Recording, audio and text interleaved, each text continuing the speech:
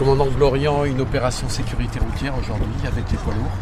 Alors oui, comme à peu près 2 à 3 fois par mois avec la DREAL, nous contrôlons le flux poids lourd sur la 31 à 30, en sachant que ça représente un flux d'à peu près 15 à 18 000 poids lourds jour. Sur le total du passage avec les voitures, ça représente quoi? En termes de contrôle, là nous sommes donc sur des petits contrôles de 2 heures. Nous avons un peu moins de 10 véhicules qui ont été sortis et contrôlés, et à peu près 2 tiers de verbalisés pour différents types d'infractions, principalement des problématiques de comportement, à savoir des distances et des dépassements illicites. Alors là, il y a quelques jours, on était pris par la neige. Il y a des rappels de sécurité ou des consignes de sécurité quand on roule sur la 31 en ces périodes difficiles? Je séparerai 2 types de conducteurs. Le conducteur poids lourd, parce que c'est le thème d'aujourd'hui, et ce sont des professionnels. Donc la problématique, c'est que bon nombre d'entre eux, et la majorité d'ailleurs, se comportent correctement. On a toujours le petit pourcentage de gens qui font un peu n'importe quoi. Les conséquences, c'est de faire n'importe quoi avec un poids lourd. Ça peut avoir des conséquences très graves en termes d'infrastructure, en termes de vie pour le conducteur du poids lourd et pour les autres usagers. C'est-à-dire que ça bloque carrément l'autoroute? Là on a des blocages d'autoroute. Un poids lourd qui se couche, c'est entre 4 et 7 heures pour le relever.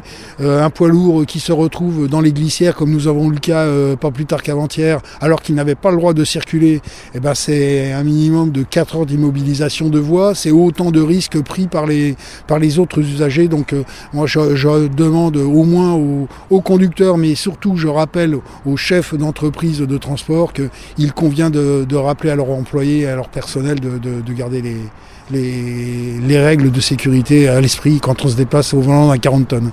D'autant plus qu'il y avait un arrêté préfectoral. Les arrêtés préfectoraux ne sont pas là pour faire de la décoration. Si les préfets les prennent, c'est qu'il y a des raisons de sécurité qui sont impérieuses. Ce n'est pas facultatif, ça doit être impérativement respecté. Les manières de diffusion sont parfaitement connues, donc de ce côté-là, il n'y a pas de problème. Alors pour l'automobiliste, le monsieur tout le monde, il y a quelques autres consignes? Alors déjà, même si c'est pas obligatoire sur certaines communes, les pneus neige sont préconisés dans un premier temps. Et je répète qu'en période hivernale, vous pouvez rester bloqué dans votre voiture pour des raisons qui sont complètement indépendantes de votre volonté. Donc le mieux, c'est d'avoir en permanence dans la voiture une couverture, une bouteille d'eau non gazeuse, une plaque de chocolat et un paquet de gâteaux. Ça permet de tenir en attendant que les routes se dégagent. Madame, c'était important cette opération de sécurité routière aujourd'hui en Moselle? On vient de vivre 2 journées compliquées en Moselle.